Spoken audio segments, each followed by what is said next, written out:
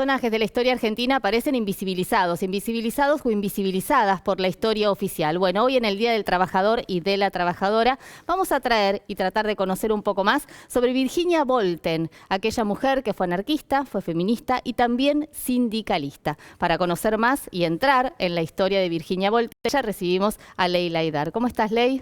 Bien, Vero, gracias. Gracias por la presentación porque es así como decís vos, ha sido invisibilizada. Exacto. Te lo dije de corrido. Epa. La verdad que es la historia de una mujer, además de ser anarquista, trabajadora, además sindicalista. Exacto. Cosa que no era muy común. Pensemos, ella nació en 1876. Pensemos lo que pasaba en ese momento en nuestro país. La sociedad estaba conformada por una ola de inmigrantes y al mismo tiempo la situación laboral estaba muy precarizada porque eran, digamos, no había ningún tipo de leyes que defendieran a los trabajadores, con lo cual la situación era muy dispar. Ella trabajaba en una refinería de azúcar y encabeza en el año 1890 la primera marcha para conmemorar el Día del Trabajador en la ciudad de Rosario.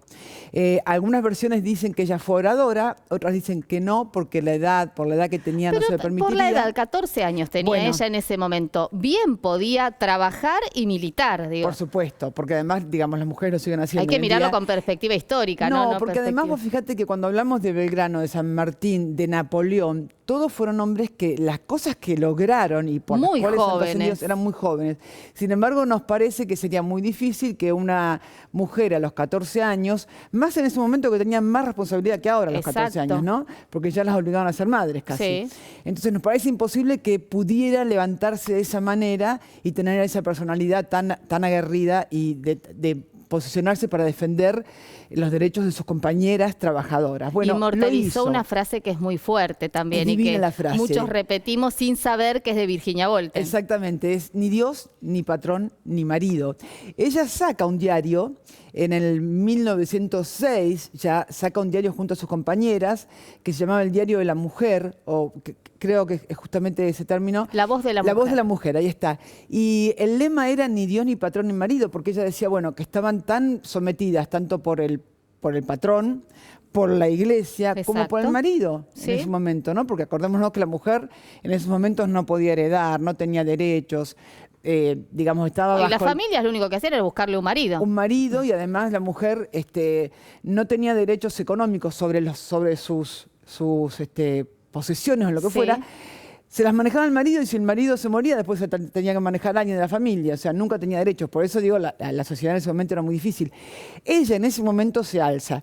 Dicen que fue la primera oradora mujer sindicalista, muy jovencita. Y de hecho después, durante 30 años, fue la que empieza a llevar los discursos a través de toda la Argentina durante 3 décadas. Durante 3 décadas ella va llevando el discurso del sindicalismo y la defensa de los derechos de los trabajadores. Es muy interesante la historia de Volten.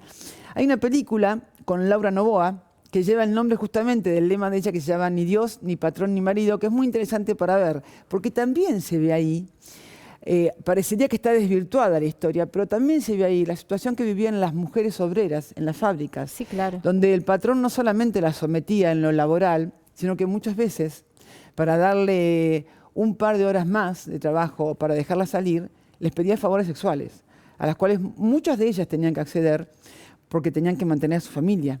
Porque estas mujeres además trabajaban en situaciones de mucha precarización laboral, más aún que la de los hombres. Por eso su militancia cobra relevancia, digo, era al mismo tiempo anarquista, porque el Estado era un Estado opresor, era al mismo tiempo feminista, porque las mujeres no tenían derechos, y obviamente era sindicalista porque trabajaban sin ningún tipo de derechos, ¿no? Y además periodista. Exacto, porque con lo que había también una difusión de toda esa militancia. Exactamente, porque además este diario que sacaba lo financiaba de su bolsillo, de lo que ganaba como obrera, ¿no? Exacto. Es como una persona que ha tenido muchísimo mérito. Y una adelantada, ¿no? Como tantos otros u otras en aquellas épocas. Exactamente. Tuvo en un momento que emigrar, que quedarse en Uruguay. Murió allá finalmente, murió a los 86 años. La verdad que ha sido una persona muy, muy, muy interesante y que, bueno, como decimos, invisibilizado, porque esto es lo que pasa con las mujeres en la historia. Hay muchísimas muy interesantes que ni siquiera las hemos estudiado. Así que es momento de empezar a sacarlas porque es un homenaje a esa mujer que levantó la voz allá, la primera de nosotras que levantó la voz para defender sus derechos. Gracias, Ley.